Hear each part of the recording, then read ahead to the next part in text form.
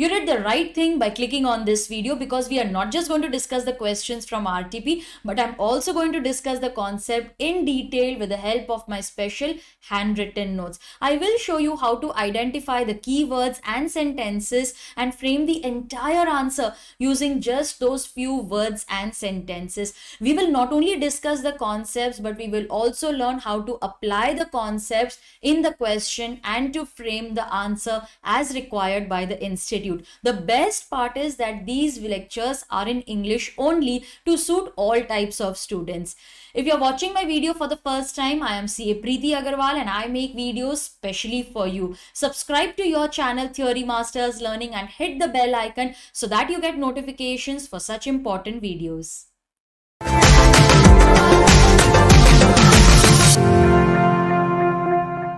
So let's get started. Now students, we are going to discuss the entire RTP into two parts. In the first part, we are going to discuss only those questions which are asked from the Indian Contract Act. In the second video, in part 2, I am going to cover the questions from the remaining acts. Now, the reason for dividing the RTP discussion into two parts is that I didn't want to make a very lengthy video of 3 to 4 hours. So we have divided the video into manageable length. Now, in this video, I'm not only going to discuss the questions, but I'm also going to discuss the concept. So don't consider this as just a question answer discussion, or I'm just going to inform you this should be the answer. Answer is already available to you. What I am going to do is I'm going to also revise the concept and give you handwritten notes for the same. Now, I could have easily made a PDF and shared these handwritten notes with you on my Telegram channel, website, Instagram, but I have chosen not to do that for a reason. The reason is that whenever you write notes in your own handwriting, it is very easy for you to remember those notes till the exam. That is the right way of studying law. Normally what happens is students get ready-made notes, they download those notes, they download a lot of material is now available on the internet. They download that material, and what happens in the end? It is either downloaded in your mobile and you forget about it, or your laptop and you never view it. But things that you write in your own handwriting are always available with you, and you want to read those, and it will also help you one day before the exam. There is a direct connection when you write the notes. There is a direct connection to your brain, and it is very, very easy for you to remember law that way. This is the correct way of remembering law. Write and practice, write and practice. I have always advocated that habit of writing, making your own notes, because that is the only way to learn law. Now, in this video, I am going to teach you how to frame answers, because that is one query which many students have. Man, we know the concept, but we don't know what to write, we don't know how much to write.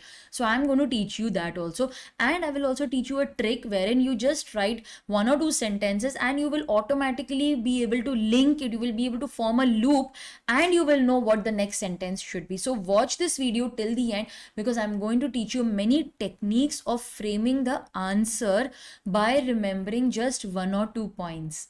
Okay, so let's get started and let us go through the first question.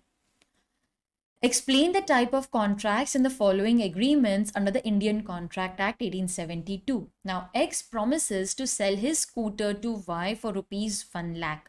However, the consent of X has been procured by Y at gunpoint. Now, in this case, students, whenever you read this question, always identify the keywords on which you will base the answer. Now, here the keywords are the consent and gunpoint. These are the keywords. Okay, you should then identify the parties. In this case, who is obtaining the consent at gunpoint? Okay, so Y is obtaining the consent at gunpoint. And who is the person who is aggrieved in this case? Who is the dukhi person? X. So X is the aggrieved person whose consent is being so obtained. Always identify the parties and then proceed. Okay, so we have identified two words, consent and gunpoint. You have to frame the answer on these two words. That's it. Now you know how the answer is to be framed. So let us go through the theory which will help us to solve this question. Now, consent. I identified that word. What is consent? Consent means parties must agree upon the same thing in the same sense. What is free consent? Consent is free if it is not caused by coercion, undue influence, fraud, misrepresentation, mistake. So, this is the first point that you will write. Consent should be free without any compulsion or without forcing someone to enter into contract. Consent is not free when it is caused by coercion, undue influence, fraud, misrepresentation, mistake. Okay. Tell me, if the consent is obtained by coercion, undue influence, fraud, misrepresentation, then the contract is voidable. And in case the consent is obtained by mistake, then it is void. Okay. So this is about consent. You have identified what is to be written about consent. Okay. Then what is happening in this case? You are obtaining the consent at gunpoint. What is it? Coercion, undue influence? Yes, students, very good. It is coercion. So your second point should relate to coercion. So you will say that X is obtained, the consent of X has been obtained by Y at gunpoint. Coercion is used. What if coercion is used? Contract is voidable. So your second point of explanation should be that coercion is used and the contract is voidable. What is a voidable contract?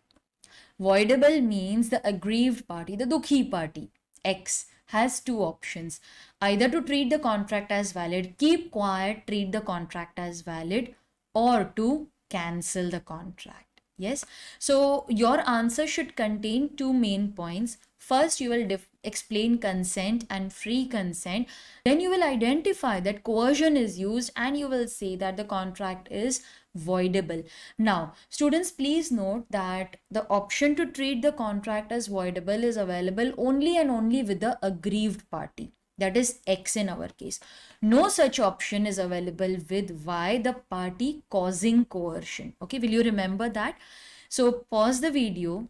Now that we have discussed the question and the theory, pause the video, write this in your notebook. That is the only way to remember law and to learn law. Okay. So you have written, pause the video and written the theory. Very good, students. Now let us read the second question. A bought goods from B in 2005, but no payment has been made till 2019. Now students think, why has the institute given you the year? That is because they want you to identify that there is a gap of 3 years. Okay, if there is a gap of 3 years, it means yes, that concept of time barred debt will apply. See how hints are given in the question itself. So this is nothing but a time bar debt. Now, what is a time bar debt? Time bar debt means a debt which is so old that now you cannot enforce it. You cannot legally file a case. Okay, you cannot enforce it legally. Okay. Now, what is the meaning of a time bar debt? Time bar debt means a debt which remains unpaid or unclaimed for a period of 3 years. Okay, so 3 years is important here. Becomes a time bar debt and it is legally not enforceable. Okay, so time bar debt means debt which is beyond 3 years. 3 years have passed. You cannot legally recover it. See, the debt remains valid as a good debt. But the only thing is that now it is legally not recoverable. You cannot file a case and recover it. So in this case, A bought goods from B in 2015, but no payment was made till 2019 and B has not taken any action. So you will state that it has become a time barred debt and it is legally not recoverable. G agrees to give tuitions to H, a pre-engineering student from the next month. Okay, so the hint over here is next month. And in consideration, G also promises to pay 5,000 rupees per month. Now tell me, students, at the time of formation of the contract, have the parties performed the contract? Have they performed any of their promises? No. Both the parties will perform their promise in the future. So this type of contract is known as, yes, can you tell me? Executory contract. So a contract is said to be executory when both the parties, the key word here is both the parties. So when both the parties have to still perform their obligation, then it is known as an executory contract. See, they may have to perform their promise either in whole, like X has to give tuitions, Y has to make payment. Both have to perform in totality. Or it may so happen that both have performed part of their promise, but something still remains to be done by both the parties. It may so happen that X has to give tuitions and Y has paid, let's say, 1,000 rupees, but he has to still pay the remaining. So it may be either both of them have to perform their promise in totality, in toto, that is how it is said, or both have performed part of their promise, but still something remains to be done by both the parties. So that is executory contract. So in this question, they actually want you to explain the executory contract. So over here, you will see that both the parties have to still perform their obligation. The contract is executory.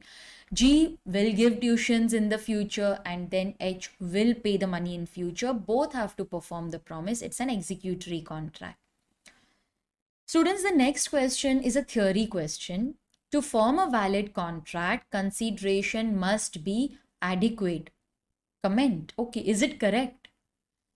Should it be adequate? No.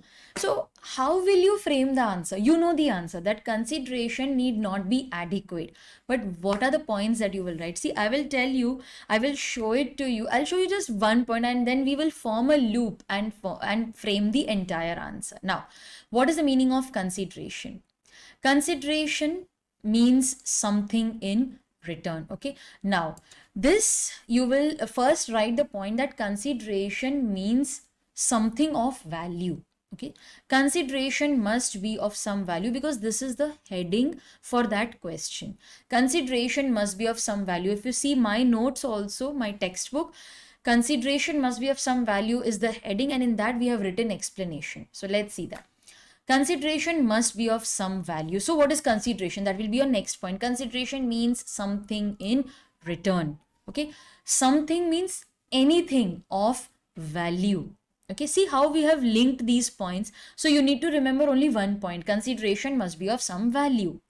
What is consideration? It means something in return. What is something? Anything of value. Okay, so now we have covered the word consideration.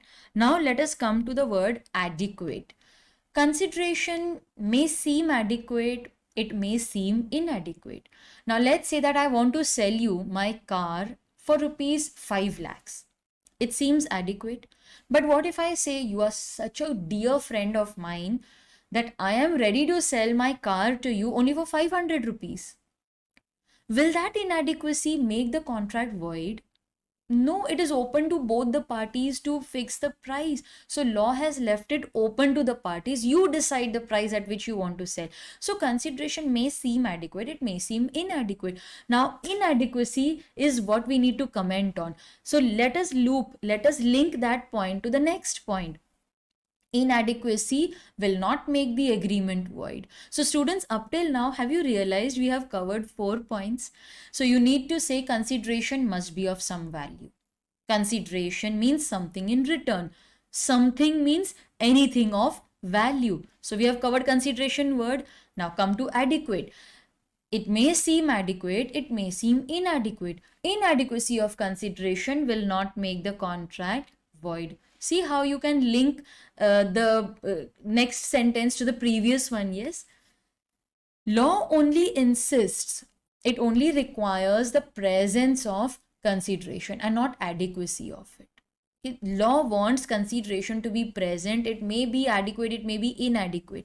Now again, link inadequacy to your next sentence. Okay, so frame your next sentence using the word inadequacy. Adequacy is for the parties to consider. It is for the parties to decide at the time of making the contract. They will decide whether that 500 rupees is adequate or not. At the time of making the contract, the consent should be free. Then in that case, even if the consideration is inadequate, contract is valid. Like how? If let's say, for example, I am selling the car to you. I'll write it over here, students. A is selling the car to B for rupees 500 and it is out of free consent. Then it's a valid contract. I'm selling it to you out of my free consent. It's a valid contract. But when will inadequacy of consideration be looked into? Inadequacy will be considered when the consent is not free. Okay, to decide whether the consent is free consent or not. That is the time when inadequacy will be used. Okay, so let's say that A sold a car to B out of coercion. He went to the court. The judge asked him to prove. He said, will I sell my car worth 5 lakhs only for 5,000? Only for 500? I was forced to do so. So that time inadequacy will be used as a piece of evidence to show that the consent was not free consent. Only that time we will use inadequacy. Other than that, inadequacy will not make the contract void. So the entire answer is covered over here. Let's go through it once again. So consideration must be of some value. Consideration means something in return. Something means anything of value. Consideration may seem adequate, it may seem inadequate. Inadequacy will not make the contract void. Law only requires the consideration to be present in the contract. They don't want it to be adequate. Adequacy will be only considered at the time of making the contract, and at the time of making the contract your consent should be free. Okay, so if the consideration is just 500 rupees for a car but your consent is free, it's a valid contract. But sometimes when the consent is not free, then inadequacy will be considered as a piece of evidence to show that the consent was not free. So this is what you will write. Let's go through the next question. Mr. Sham owned a motor car. Okay, so Mr. Sham owned a motor car. He approached Harish and offered to sell his car for rupees 3 lakh. Sham told Harish that the motor car is running at the rate of 20 kilometers per liter of petrol. Both students, this is important, you have to highlight this. Both the fuel meter and the speed meter were working perfectly. There is a reason why such kind of sentence is given in the question. It's very unique, so you need to highlight that. Harish agreed with the proposal of Shyam. He took the delivery of the car by paying 3 lakh rupees to Shyam. After 10 days, Harish came back with the car and stated that the claim made by Shyam regarding the fuel efficiency was not correct, and therefore there was a case of misrepresentation. So what is the second word that you will highlight over here? You will highlight misrepresentation. Referring to the provisions of the Contract Act, decide and write whether Mr. Harish can rescind the contract, whether he can cancel the contract on the above ground. So students, I have highlighted few points. The first thing that we have highlighted is that both things are working perfectly. Okay. Then we have highlighted misrepresentation. Now the entire question, the entire argument, the entire case is based on misrepresentation. So what we need to write down in our answer is something about misrepresentation, but we will not directly start with misrepresentation. We will say that consent should be free consent. But consent is not free when it is obtained by coercion, undue influence, fraud, misrepresentation. Or you can also say that if the consent is obtained by coercion, undue influence, fraud, misrepresentation, then the contract is voidable. Okay, so you can, what I mean to say is first explain consent, explain free consent, then say consent is not free if it is by these cases, it is voidable. You need not write stories, but just give some background before starting with your answer. Now, coercion, fraud, misrepresentation, they are voidable. That is mentioned under section 19. And undue influence is voidable. That is given under section 19A. Contract is voidable on the grounds of undue influence. You can also set it aside. That is given under section 19A. Now, contract is voidable. What is voidable? Voidable means that the parties can either treat the contract as valid or they can cancel the contract, rescind. Now, if you're treating it as valid, you say, no, I don't want to cancel the contract. It means you are insisting that I'm not canceling the contract, but I want you to perform the promise. Put me in a position that I would have been had the representation been true. So if you're treating the contract as valid, it means you're insisting that you be in a position that you would be if the representation was true, or you can even cancel the contract. Now, students, what we did was we said that the contract is voidable because misrepresentation is involved. Voidable, we explained the meaning of voidable. Now, contract is not always voidable.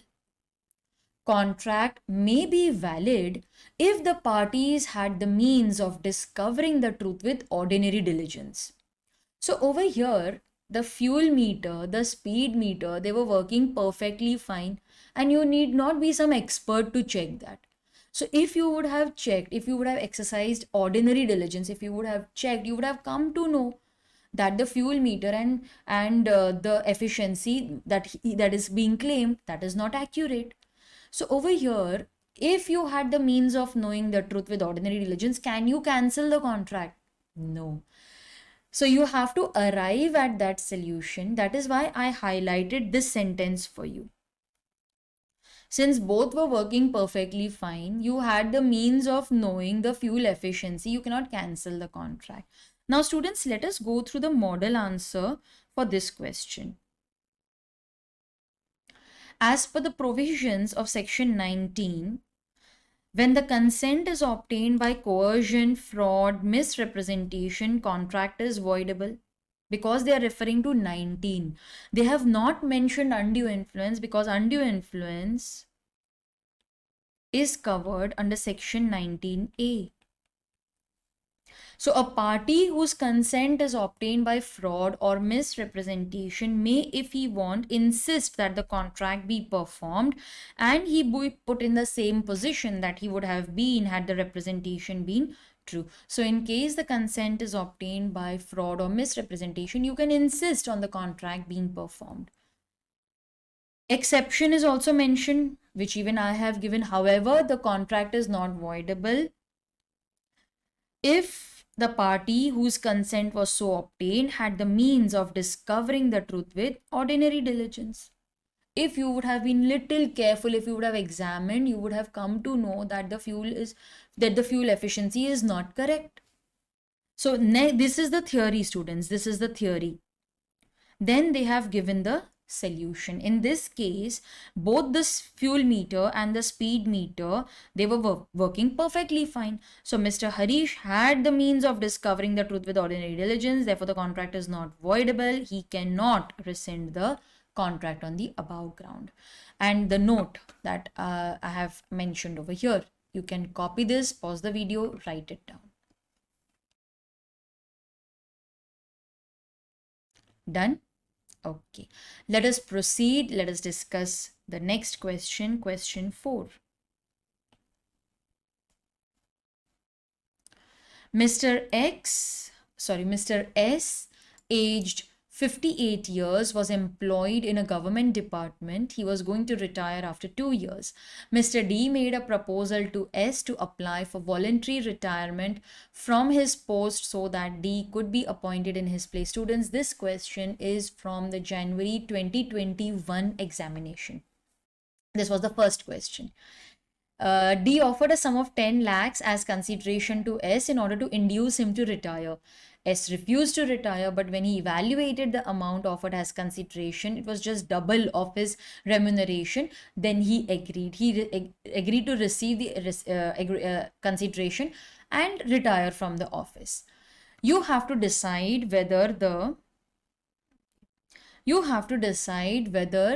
above agreement is valid. Explain with reference to the provisions of the Contract Act. Okay, is it valid? Is it valid? Students, what is happening in this case? He was working in the government department. So what are the keywords that you will highlight? He was working in the government department. So can I say this government department is nothing but public office? Okay, I remember something. Public office, it was mentioned in agreements which are opposed to public policy. Wow, that's fantastic. You have identified the theory, the concept on which you have to frame the answer. Okay, so in this case, what will we write? What should be the concept that we need to write? Section 23, it deals with every agreement of which the object or consideration is unlawful will be void. Okay, so 23 actually deals with unlawful object and unlawful consideration. Contract is void. Next, they have gone to mention that in case of agreements opposed to public policy, agreement for sale of public office, this is a public office. Okay, so in this case, it's a, what is the meaning of public office? It's a government office. Any agreement which affects the normal working of the government office, they are void. Now why are they void? See, you're bribing someone, you're encouraging corruption. How can you do that? How can you buy a position? What is the logic? What is the logic behind considering this as void? The deserving candidate will be left out, and the one who's ready to pay money, he will get the position. So it is unfair to the other candidates. That is why the agreement is void. So it leads to corruption. Then the deserving candidate will be left out. So any agreement which affects the normal working of the government office is void. There should be no money consideration for appointment in an office in which the public is interested, in which the general public is interested. Anybody can apply over here. Now, the word in the sentence is consideration. You need to explain that also. Consideration, why is it void? Because it is opposed to public policy, it is unlawful, hence it is void. So what will be your answer? Okay, how will you frame your answer? You will say that the agreements which contain unlawful object, unlawful consideration, they are void. Agreements opposed to public policy include agreement for the sale of public office. What is public office? It is government job. Why is government job? Why is it against the society? Why this buying of that job? Because any agreement which affects the normal working of the government offices, they are void. It leads to corruption, it leads to bribery. There should be no money consideration, only deserving candidates should be allowed. Why there should be no money consideration? Because you're leading to corruption. Okay, such consideration is opposed to public policy, it is unlawful, hence it is void. Okay, students, so that was question number 4. You can pause the video and you can take down these notes. Done? Okay. Next, question 5. What are the rights with the promisor in the following cases? Now, I don't have notes for this because these are very, very simple questions, just a one-liner question. So we'll just read and discuss. X promised to bring back Mr. Y to life again. Okay, so Y was dead and he said, I will bring him back to life. Is it physically possible? It's impossible. Impossible. What kind of impossibility? Initial or supervening? Superb, students. Very good. Initial impossibility.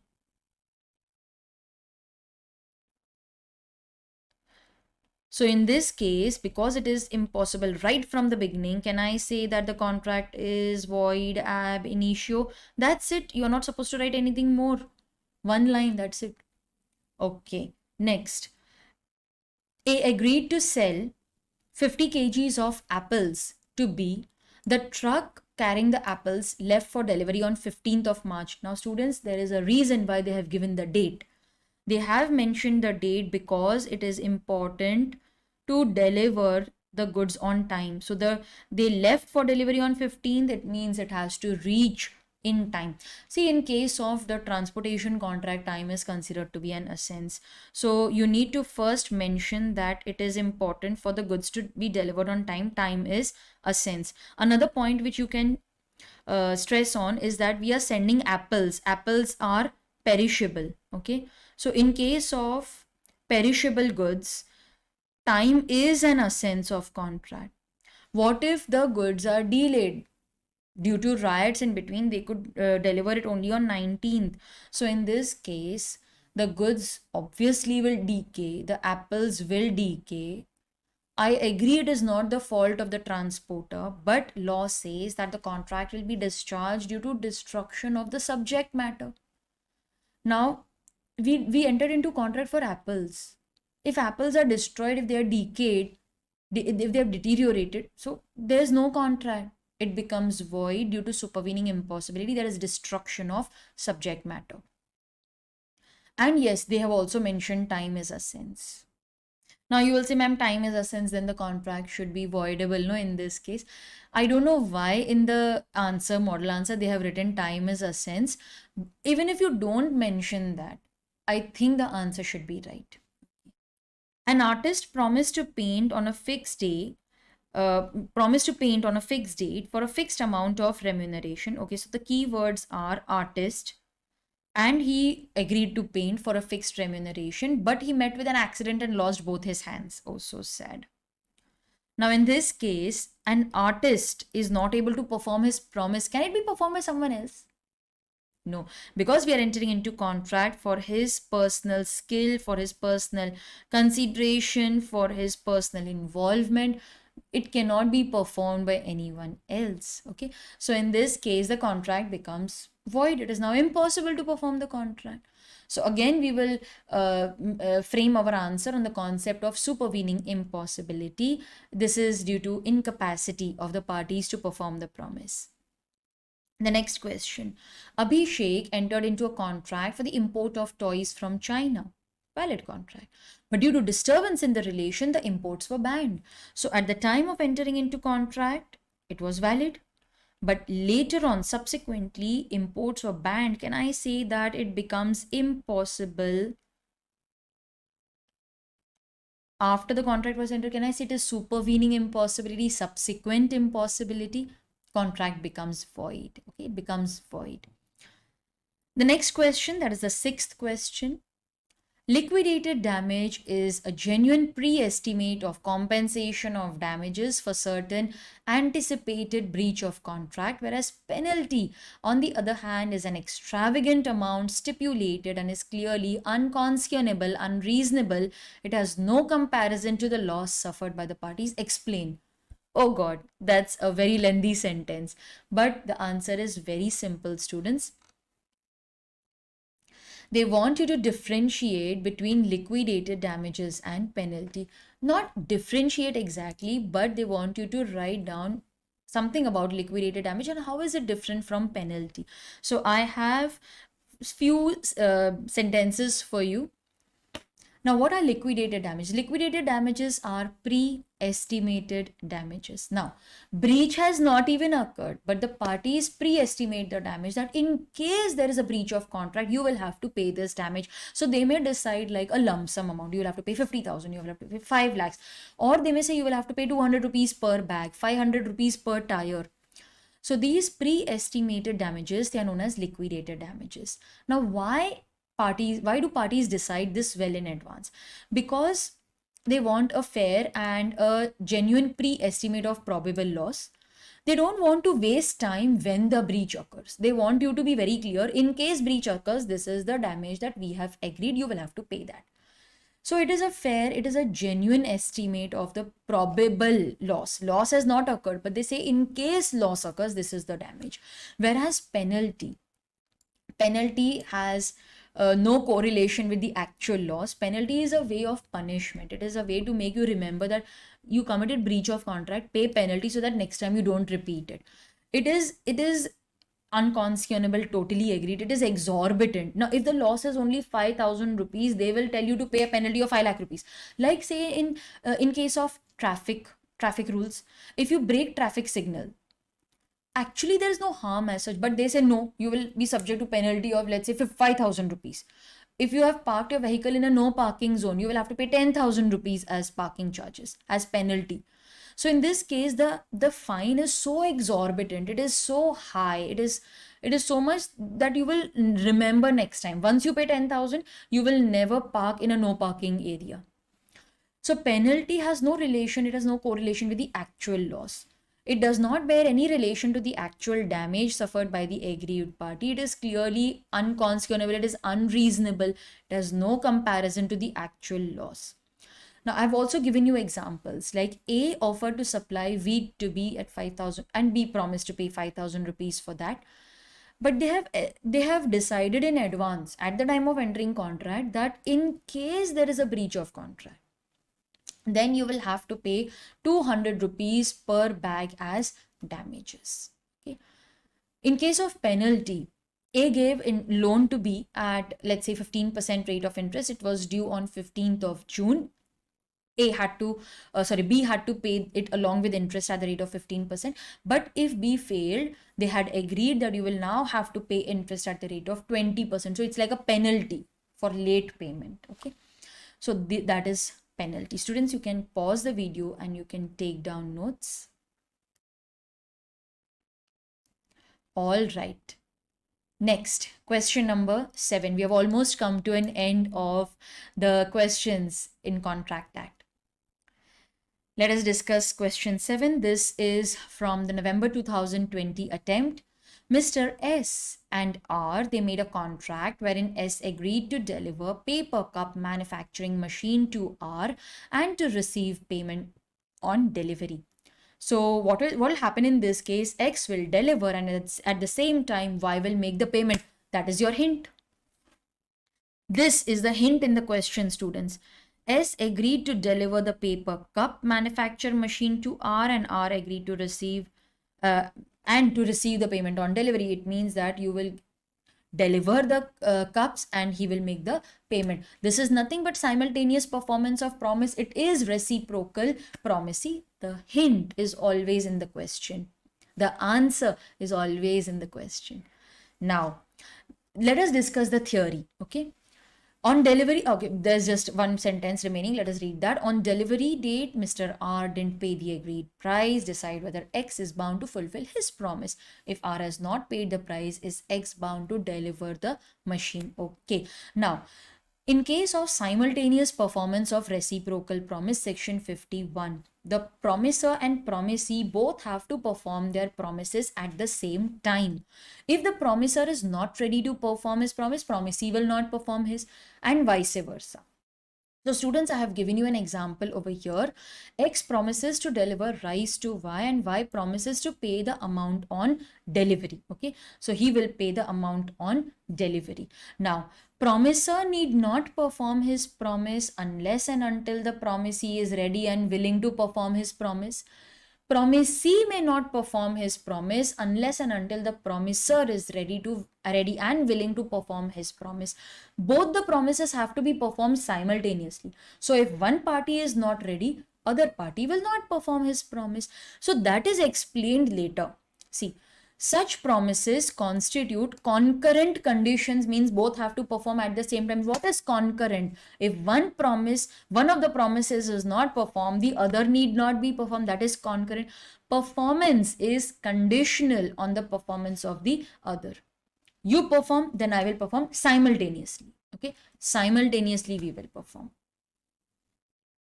So my performance is based on your performance simultaneously. You deliver, I will pay, because both have to be performed at the same time. You pay, only then I will deliver, okay, at the same time. So students, this is the theory which they have mentioned in the model answer also. So please pause the video, write this theory.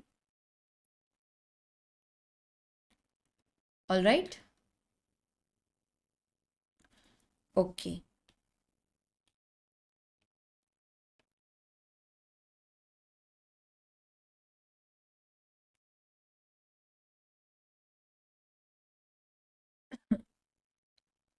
This is the length of the answer which they have given as the model answer. I have covered everything. I have covered every point in my note. Okay. So S is not bound to deliver unless and until H is ready and willing to pay the price, because both the promises have to be performed simultaneously. In case a question is asked, this should ideally be for around 4 marks. Let us proceed to the next question. Y has given loan to G of rupees 30 lakhs. G defaulted on the due date. The debt became time barred. Okay. After the time barred debt, Mr. G agreed to settle the full amount to Y, whether acceptance is enforceable by law. All right. So they want to discuss about time barred debt. Okay. So the discussion is relating to time barred debt. Let us go through the note. Even if the debt has become time barred, the debtor may agree to pay the amount, but there are conditions to be satisfied. Now let's say, for example, that I have to pay you 5,000 rupees. Okay, I have to give you 5,000. Debt has become time barred. Now you cannot legally enforce it from me. One day I come and tell you I am ready to pay you 5,000. But your friend who was sitting next to you said, Why are you paying 5,000? You will pay 5,000 to him. I will pay 5,000 to you, but I will not get anything in return. Don't pay. You looked at your friend. Anyways, I cannot recover it legally. Why are you stopping him? Who taught you all this? It is written in law that debt has become time barred. You are not giving him any consideration. He need not pay to you. Law says that if the debt has become time barred, okay, if it has become a time barred debt, it is legally not enforceable. But if the debtor is coming and giving it to you, let it be. Let the creditor enjoy. So in this case, there are a few conditions which are to be satisfied. If I make the agreement in writing, I sign it or my agent signs it and it relates to a time barred debt, then if I'm making the payment to you and even if I'm not getting anything in return, it will still be a valid contract. Debt may be either paid in whole or part. Like I have to pay you 5,000, I may pay you 3,000. That's okay. Even if I'm not getting any consideration in return, it's okay because it relates to a time barred debt. So time barred debt is valid even without consideration. So students, these are the points that you should mention in your answer. The last question now. A and B, they enter into a contract to supply a unique item. That is a hint. That is the hint, unique item. The alternate of which is not available in the market. A refused to supply. Refusal, that is the hint. Refusal, it means it is a hint that there is breach of contract. Okay. What directions could be given by the court for such breach? Now it is a unique item. What if the aggrieved party wants to find it? Even if it tries, they will not get it. So the aggrieved party went to the court and said, Judge, monetary compensation is not enough. Where will I find that unique item? Let's say it's very rare. It is made only by that particular manufacturer with whom I had contracted. Now he's refusing to sell the goods to me. From where will I find the goods? You please ask him to perform the contract. So we can insist, we can file a suit for specific performance. So students, what is the theory that the institute expects us to write? First, you will say that there is breach of contract. There are remedies available. One of the remedy is filing a suit for specific performance. When will you file a suit for specific performance? When monetary damages are not adequate. It's a unique item. And specific performance will be granted only by the order of the court. So it is left to the discretion of the court.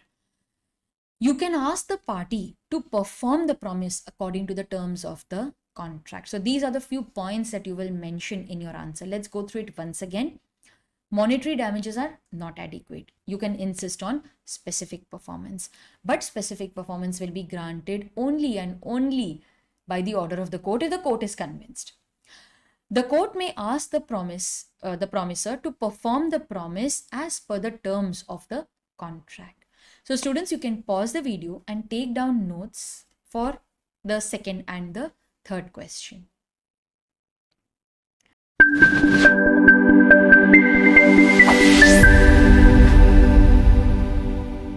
Students, I don't believe in just reading the question and discussing it. You should first revise the concept and then go and apply those concepts to the question. So that is what we are going to do. We are not just going to discuss the question. We are going to study the concept and I will show you the keywords, the important sentences that should be there in your answer and how to apply that concept in the question. So let's get started with question 8. Mrs. G bought a tweed coat from P. If you feel that the font is very small, you can refer the RTP. It is available on the website of the institute. When she used the coat, she got rashes on her skin and as her skin was abnormally sensitive. But she did not make this fact known to the seller, that is P. Mrs. G filed a case against the seller to recover damages. Can she recover damages under the Sale of Goods Act? So this is the question. Now, in this case, she got rashes on her skin as her skin was abnormally sensitive. But did she try the coat before buying? Okay. She had not made the fact known to the seller that her skin was abnormally sensitive. So, how will the seller come to know about it? Then she filed a case for recovery of damages. Now, students, in this case, when the buyer goes to buy the product, what is your assumption? Assumption is that buyer must check the product before buying. Buyer beware. The seller will not point out defect in the product. Buyer has to check the product before buying. If the buyer has abnormally sensitive skin, then in that case, it is the duty of the buyer to inform the seller that I have an abnormally sensitive skin. Can I use this?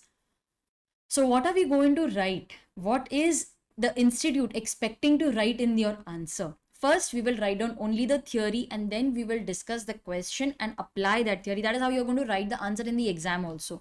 Divide your answer into 3 paragraphs. In the first paragraph, we will write down the section number, the name of the case law, if any. We will discuss only the theory. Then in the second paragraph, you will write down the question, but in brief. You're not supposed to write down the entire question. Again, they are not interested in reading the question. So you will discuss the question and you will arrive at the solution. In the third paragraph, we will provide conclusion. Okay. So therefore, hence it is concluded that from the above we can conclude. Now in this case, Mrs. G, she should have informed the buyer. If she would have informed, then buyer beware does not apply. So what are the provisions that we will apply? Just see on the other side of the screen. We will apply section 16(1) of the Sale of Goods Act. So you need not just write section 16 subsection 1. You also have to write of which act. Okay.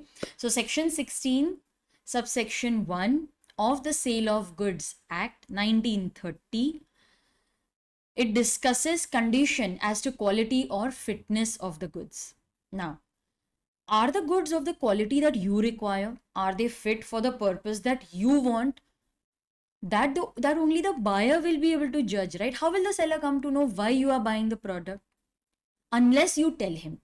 So law presumes that there is no implied, I have highlighted the word no so that you remember, there is no implied condition, there is no implied warranty as to quality or fitness of the goods. Buyer has to check. Why is there no condition, no warranty? I've also given a reason. See the arrow. Why is there no implied condition or warranty? Because buyer beware. Buyer must check the product before buying. So the concept of buyer beware will apply, and the Latin phrase, that is caveat emptor, has to be mentioned over here. Okay.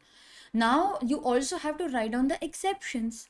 That all right, the buyer will check the product, buyer will tell the purpose, but under what circumstances can we hold the seller liable? If the buyer has made his purpose known to the seller, that this is the purpose for which I need the product, you suggest. So he has relied upon the seller's skill and judgment to suggest the best product, because seller has been dealing in these goods since a long time. In this case, buyer beware will not apply, seller will be liable. Okay, so this forms part of your theory. This is what the institute expects you to write in the exam. After this, you will discuss the question. Okay, they don't write the full question, they just want you to give a brief idea and arrive at the solution. So in this case, Mrs. G purchased the tweed coat without informing the seller. So here you will use the points from the question itself. She purchased the tweed coat, but she did not make this fact known to the seller. Students, this is what will give you a hint as to the correct answer. She did not make it known, so she cannot make the seller liable, responsible for the tweed coat, because it was not suitable for the skin. So in this case, G cannot treat it as a breach of condition as to quality or fitness. She does not have any right to recover damages from the seller. So I have written it over here. In the given question, Mrs. G fulfilled none of the above conditions. She did not inform the seller. She did not rely upon his skill or judgment. Seller has no notice of it, so seller is not liable. Let us proceed to the second question now.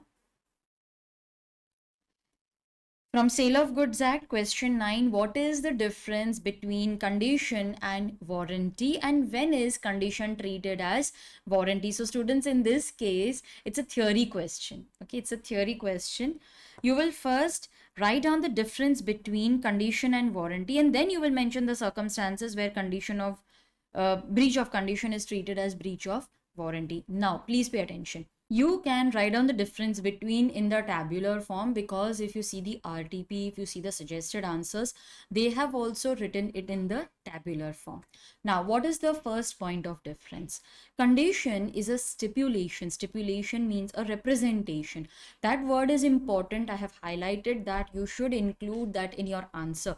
It is a stipulation which is essential to the main purpose of the contract. That is the very reason we have entered into a contract. What is a warranty? Warranty is a stipulation which is only collateral. Collateral means additional to the main purpose of the contract. What if there is breach of condition? In case of breach of condition, we can repudiate the contract, we can also claim damages. But in breach of warranty, you cannot cancel, you cannot repudiate the contract, you can only claim damages. So that is the second point of difference. Breach of condition can be treated as breach of warranty, but breach of warranty cannot be treated as breach of condition. So 3 points of difference between condition and warranty. Then they have also asked you to explain when can a condition be treated as warranty. So there are 4 circumstances. The first one is buyer waives the performance of the contract. So buyer says that you need not perform the contract. It means that I am ready to accept the defective goods. I am ready to keep the goods, but I will definitely claim damages from you. Okay, so he doesn't want to exercise the rights given to him under breach of condition. He wants to only claim damages. Buyer treats breach of condition as breach of warranty. He tells that I don't want to return the goods, I just want to claim the damages. Contract is indivisible, and in this case the buyer has decided to keep the goods. He has decided to only claim damages. Okay, contract is indivisible means that the contract is either performed in whole or in part, but he says that I don't want to reject the goods, I don't want to return the goods, but I want to only claim damages. Okay. Next is that the fulfillment of condition is waived by the act of law, by reason of law. So law says that you need not insist upon performance, you can only claim damages. So these are the circumstances wherein condition will be breach of condition will be treated as breach of warranty. Next, let us proceed to question 10. Okay, so we have covered this. Question 10 is very interesting. It's an exam question. Mr. R owns a two-wheeler which is handed over to her friend K on sale or return basis. Whenever you get such type of questions, always write and then proceed. So R owns a two-wheeler. So R is the owner, which she handed over to her friend K on sale or return basis. Even after a week, K neither returned the vehicle nor made payment for it. Okay, she instead pledged the vehicle to Mr. A. So K pledges the vehicle to A. Now there are few keywords which you should highlight while reading the question, that they want you to recollect the section on sale or return basis. Okay, so recollect the provisions relating to sale or return and then read. So after a week, K neither returned the scooter nor made payment for it. She instead pledged it with A and obtained loan. Now R wants to claim, okay, let's use another ink. R wants to claim this vehicle from A. Will she succeed? Now, in case of sale or return basis, let us go through the provisions and then come to the conclusion whether you can claim that scooter or not. Now, in this case, when the goods are sent on approval or sale or return basis, the buyer has two options, either to return the goods or to retain. Okay. Now, let's say that R has given a scooter to K on sale or return. If K likes it, K will keep it or return it. So, K has an option. Now, transfer of ownership can take place in 3 ways. First is buyer signifies the approval. So over here, K will tell R, yes, I want the scooter. You're giving your approval. Or impliedly, okay, your approval is given. Buyer does some act adopting the transaction. Like in this case. In this case, K did not give any confirmation, but by her action of pledging the goods further implies, okay, students, this is an implied acceptance. It is understood from your action, because you will pledge only those goods which you consider your. So in this case, by acting on the goods, by pledging the goods further, you have started considering yourself as the owner. So K has become the owner as soon as she pledged the goods. If she is the owner, she can very well transfer good ownership title to A. If A has become the owner, can R recover the scooter? No. See, you got the answer. It is such a logical flow. So in this case, as soon as K pledges the goods further, K becomes the owner and A also becomes the owner. So can R recover that? No, R cannot recover it. So that is the first question and your answer. So examine with reference to the provisions what recourse is available to R. R cannot recover the goods. But yes, R can definitely claim the price. Yes or no? Students, this is an exam question. I think it was asked in November, that is December 2020 examination. Okay, so in this case, you will first write the theory, and K had taken the delivery. R attracts this condition of adopting. Therefore, the property passes to A. In this situation, R cannot claim back her two-wheeler, but yes, she can definitely claim the price. The third situation is again very simple, that the time expires. You have neither returned the goods nor given any confirmation. It means that you want to keep the goods. Okay, after expiry of time, we will assume that you want to keep the goods. So you will write down this theory and you will answer that question. Okay. Would your answer be different if it had been expressly provided that the vehicle would remain the property of R until the price is paid? Students, this is nothing but sale for cash only or return. So in this case, ownership will be transferred only and only when you pay money. This act of adoption will not apply over here. So under this situation, when there is a condition that you will become the owner only when you pay the cash, K doesn't become the owner because K has not paid money. So A will also not become the owner. In this situation, R can recover the scooter because R is still the owner. So this was the 10th question. Now let us proceed. Mr. T was a retail. We'll go on highlighting the words so that we know what concept is to be applied. Mr. T, I'll just hide. Mr. T was a retail trader of fans of various kinds. This is a January 21 exam question. This was asked in January 21. T was a retail trader of fans. M came to his shop, asked for an exhaust fan. T showed him different brands. Okay, you show him. And Mr. M approved of a particular brand and he even paid for it. Okay, the fan which was delivered to his house, at the time of opening the packet, he found that it was a table fan, whereas he had what he wanted was an exhaust fan. So he informed Mr. T about the delivery of the wrong fan. Now T refused to exchange the same, saying that the contract was complete after delivery of the fan and payment of price. Discuss whether Mr. T is right in refusing to exchange as per the provisions of Sale of Goods Act, and what is the remedy available to M. So what do you think, students, in this case? When the buyer has specifically selected a particular brand and he has paid for it, don't you think he should get what he has asked for? So when the goods are sold by sample, you show something and you describe it. This is an exhaust fan. So when they are sold by sample as well as description, the goods must correspond not only to the sample but also the description. So in this case, you can also write that if the goods are sold as per description and the buyer has seen the goods, that is also correct. You sell it as per description and the buyer has seen the goods, then in that case, and he buys the goods only on the basis of description, then it should be as per description. But in the model answer, they have covered sale by sample as well as description. So, okay, we'll go with that only. So the goods must correspond to both sample as well as description. So in this case, when you come to know that you have been given the wrong fan, you can reject the goods. Yes, you can reject the goods. You can also claim damages, if any. You can claim the full price, or you can insist that I want an exhaust fan. You take this table fan away. So what is the remedy available to M?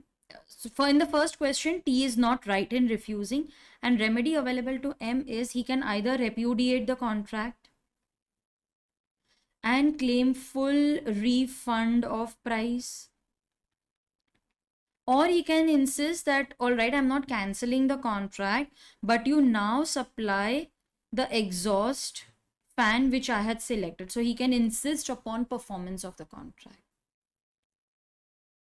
Next, they want you to write down the essential elements of a contract. I don't think I need to discuss this. What are the essential elements of a valid contract of sale? First, it is a contract. Okay, you will have to write the definition, students, in this case.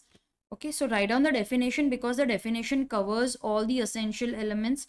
After writing the definition, you will list out all the essential elements of a valid contract of sale. So the first essential element will be that there is a contract. Okay, you need two persons for it, so the buyer as well as seller.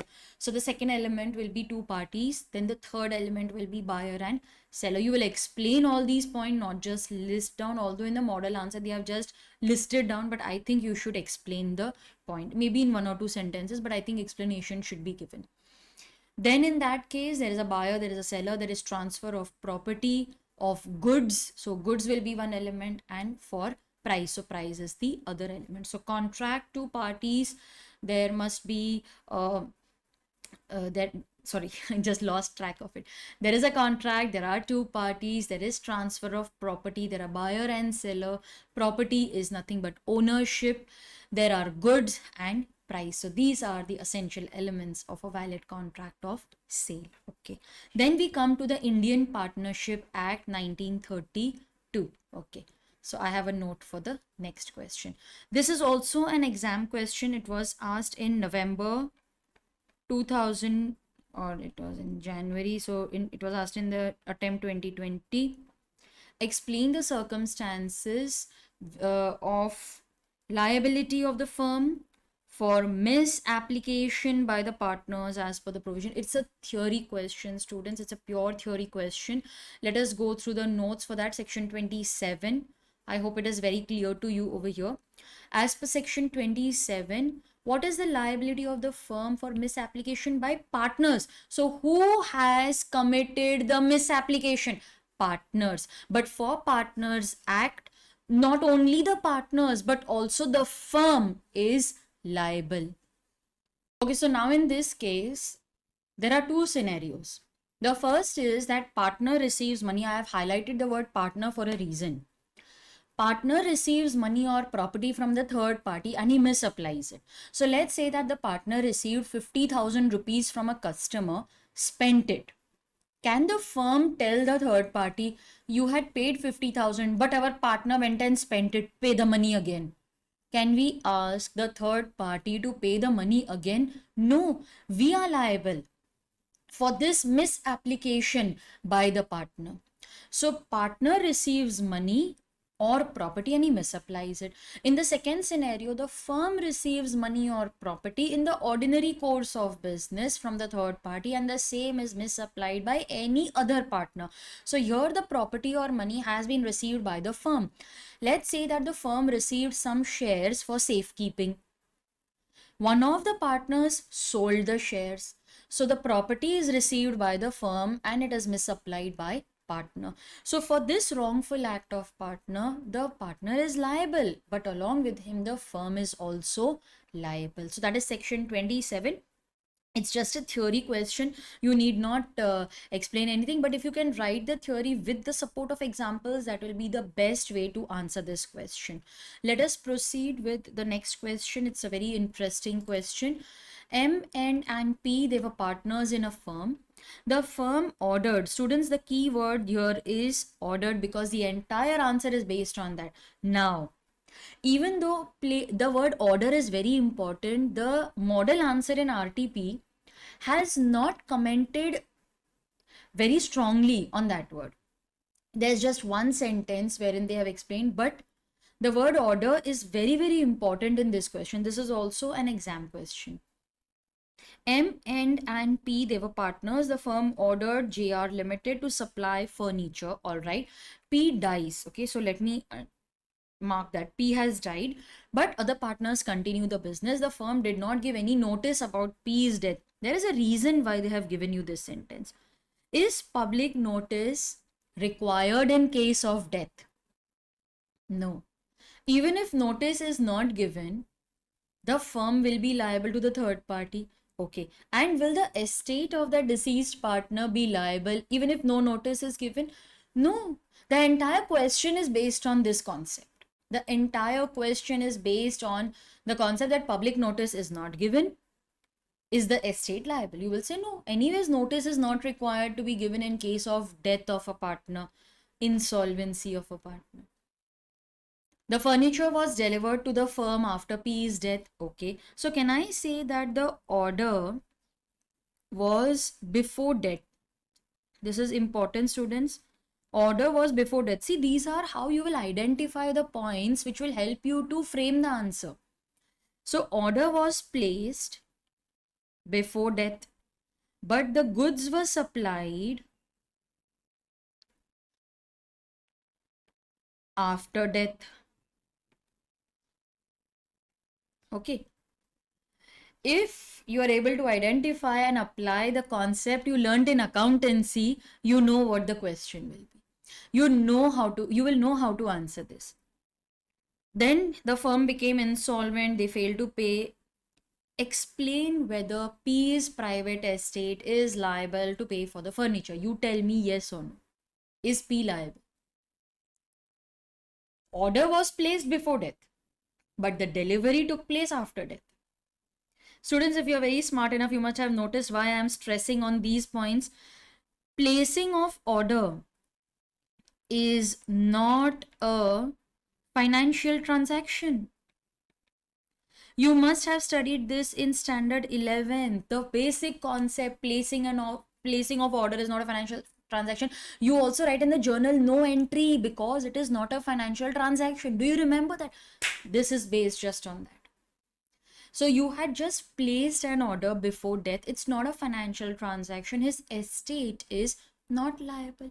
Yes. But what if the order would have been placed before death and the goods were also supplied before death? Yes, then in that case, his estate would be liable because the transaction took place before death. Okay. So what are the theory points that you will write over here? What is the concept in this case? Section 35 discusses death of a partner. So if X, Y, Z, they are partners. X dies on 30th June. His estate is liable for acts done before death, but estate is not liable for acts done after death. Public notice is not required in case of death. So this is the theory that you will write in this answer, and then you will answer the question that his estate. I would request you to please read the model answer for this question at least. Okay, there are very important sentences given over there, so it will be better if you read the answer. I'll read it from the solution. You please refer the solution for this. Since the delivery was made after P's death, estate will not be liable. Why? Because order was placed before. It's not a financial transaction. Supply was after death. He is not liable because he died. Even the legal representatives will not be liable. A suit for goods sold, delivered would not lie against the representative. Even the legal representatives will not be liable.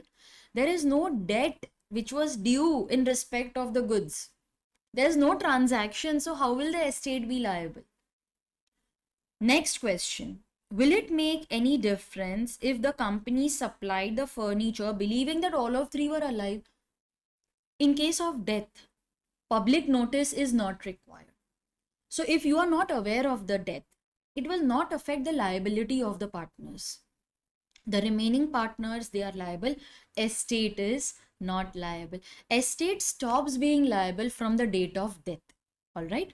So please pause the video, take down the notes, and for this question, I would urge you to read the model answer.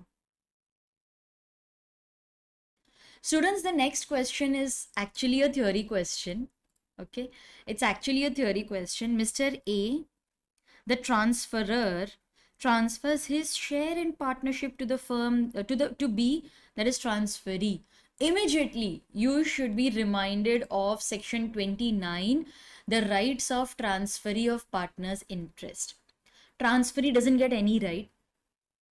He has no right to interfere in the conduct of business of the firm. He does not have the right to participate. He cannot require accounts. He cannot inspect the books of the firm. He will be only entitled to profit of the transferring partner as may be agreed upon. So this is actually a theory question. Discuss the points for which B is not entitled during the continuance of partnership.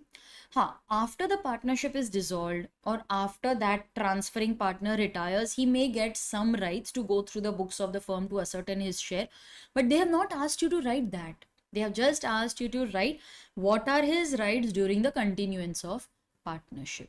Okay, so he does not have any right, but you will have to mention what all he does not, what is he not entitled to. He cannot interfere in the conduct of the business of the firm. He cannot require accounts. He cannot inspect the books. He's only entitled to share of profit. All right. Next, we come to a theory question again. Indian Partnership Act does not make registration compulsory if there is no penalty also for non-registration. In the light of the given statement, discuss the consequences of non-registration. Okay, so what are the consequences of non-registration? You know that. This is also an exam question, very recently asked. What are the points? You cannot file case against the outsiders. An unregistered firm cannot sue the outsiders, but outsiders can sue the firm. The partners cannot sue each other. They cannot sue the firm. You cannot claim set off in excess of 100 rupees. So very simple points. I'm not discussing that in detail. Next, we come to LLP. Yes, students, this is very, very important for exam, the concept of designated partners. Now, in case of LLP, you need to have at least two individuals who are acting as designated partners. Now, what is the work of a designated partner? Designated partner is actually in charge of the fulfilling the compliances with the ROF, that is registrar of firm, filing documents, communicating, receiving notice from the ROF. So designated partner is actually a link between the firm and the ROF, that is registrar of firms. They just want you to define the designated partner, and is it mandatory to appoint a designated partner in LLP? Yes, one very important concept from LLP. Section 2J, please refer the solution. Section 2J, it defines a designated partner. Now I have highlighted the keywords which should be present in your answer. It means a partner designated as such. So first he is a partner.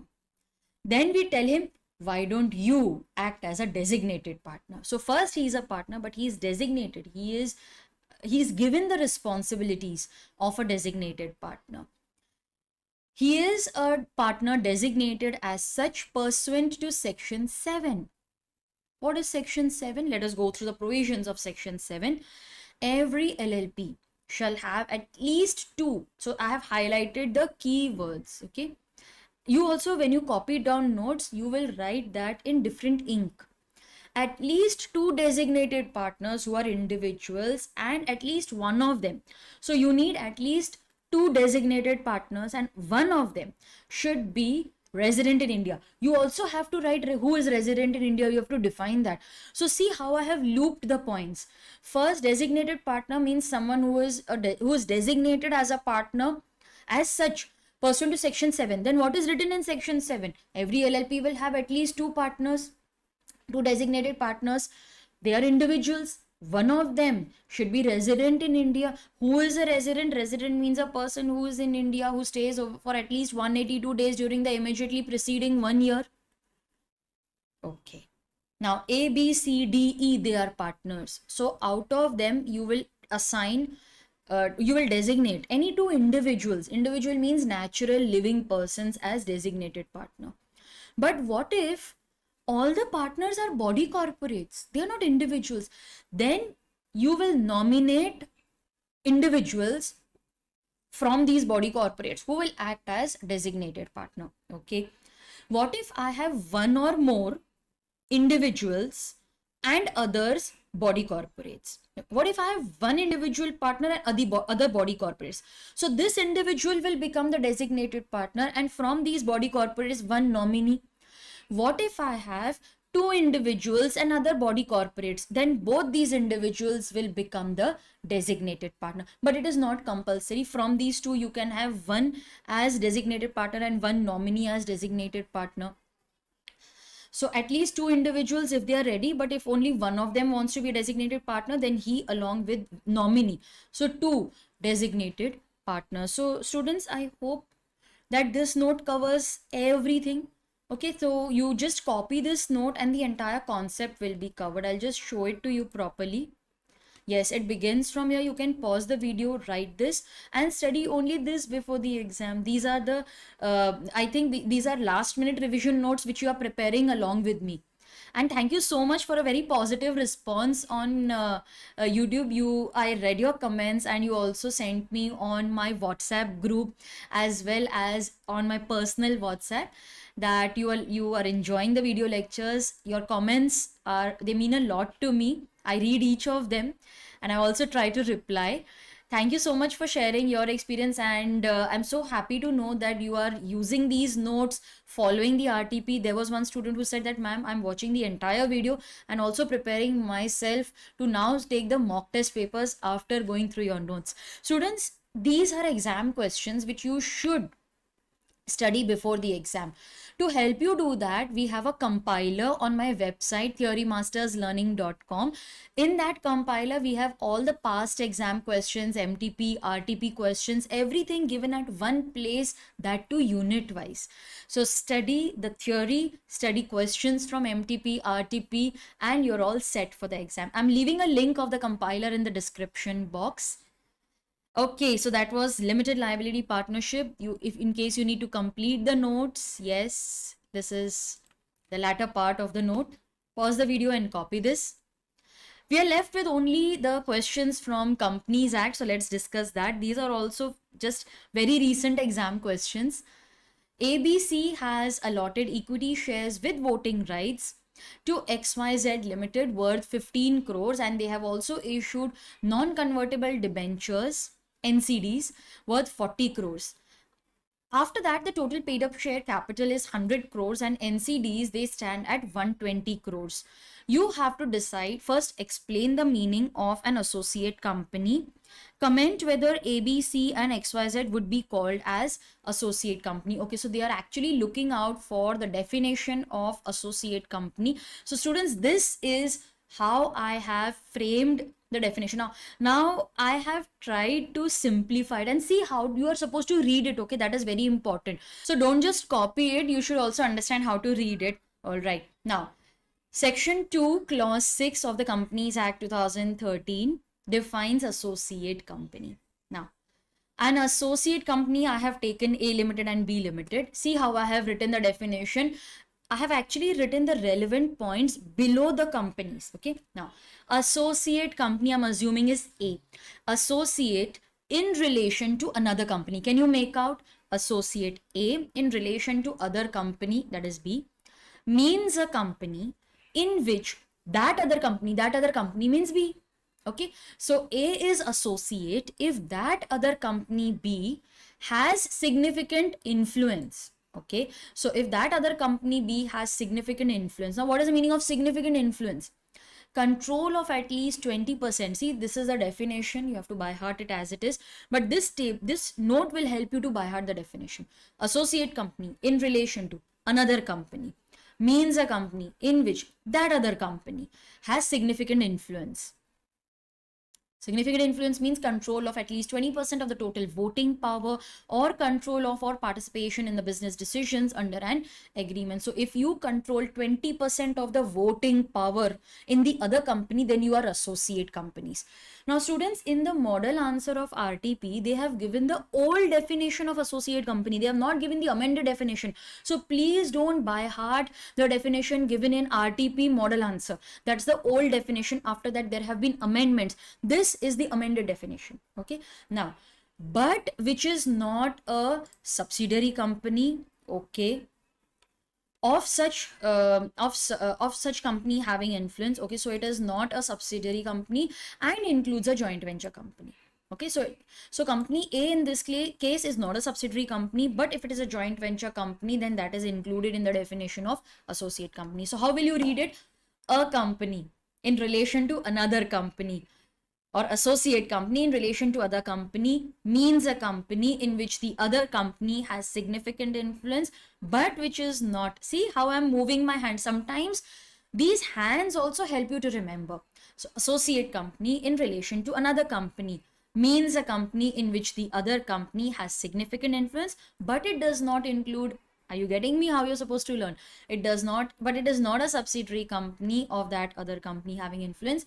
It includes a joint venture company. So students, I hope I was able to simplify this definition for you. Let us now read the question again. So are they associate? In this case, they have given that ABC has allotted equity shares to XYZ worth 15 crores. So out of the total capital of 100 crores, only 15% has been given to XYZ. So minimum is 20%. It's not an associate company. All right. Then should we consider these non-convertible debentures? No, it will not be considered. Next question is, SK Infrastructure has a paid up capital divided into 6 lakh equity shares of 100 each. 2 lakh equity shares are held by central government. 1 lakh 20 equity shares are held by the government of Maharashtra. Let me add that and be ready, because I am now able to understand there is something related to government company. So out of 6 lakhs, 2 lakhs are held by the central government. So let me make a note of that. And 1,20,000 is held by the state government. Okay, so total the governments own 3,20,000 in this company, and it has a capital of only 6 lakhs. So can I say it is more than 51%? Okay, now what is the definition of a government company? Definition is given under section 2 clause 45 of the Companies Act. It defines a government company. Yes, the section number is very important. You have to compulsorily memorize the section number. This particular section number of government company very important for exam. Government company means a company in which either the central government, state government, or one or more state governments and central government together, they own at least 51%. It's not 50%. They own not less than, means they should own at least 51%, not even 50%. 51%, and subsidiary of such government, it also includes the subsidiary of such government companies. Okay, so that subsidiary will also be considered as a government company. So in this case, it is owning more than 51%. That is 3,20,000 out of total. You have to show the calculation. 3,20,000 out of total 6 lakhs. So yes, it is considered as a government company. The last question, Anil, this is also exam question. You must be wondering, ma'am, have they added all the exam questions in the RTP? Yes, that is what they have done.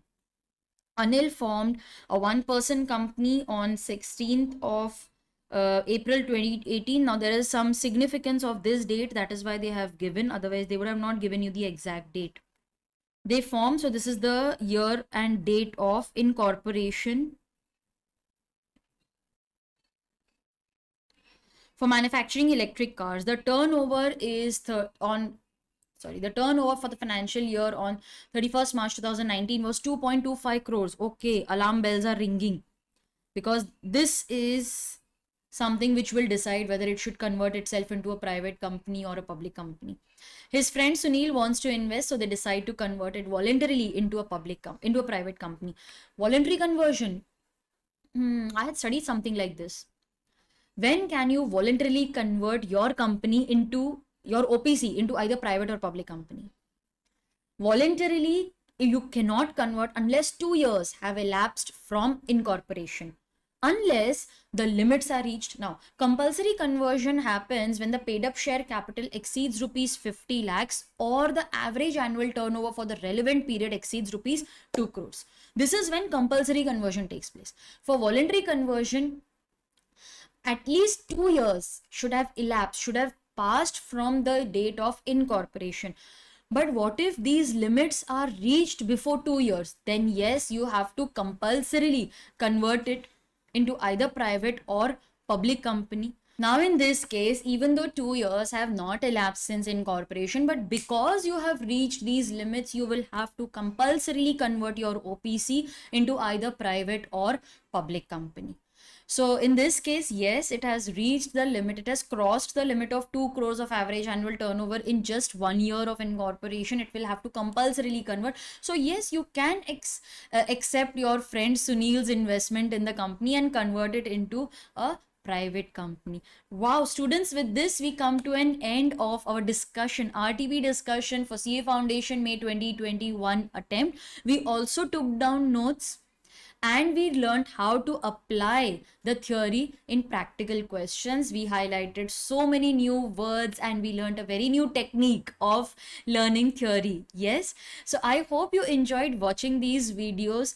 Do watch the part 1 of the RTP discussion. It covers questions from Contract Act, and visit my website theorymasterslearning.com. You can follow us on Instagram, Facebook, and join my Telegram channel, also my WhatsApp group. The link is given in the description box. If you have liked this video, do like, share, and subscribe to your channel Theory Masters Learning.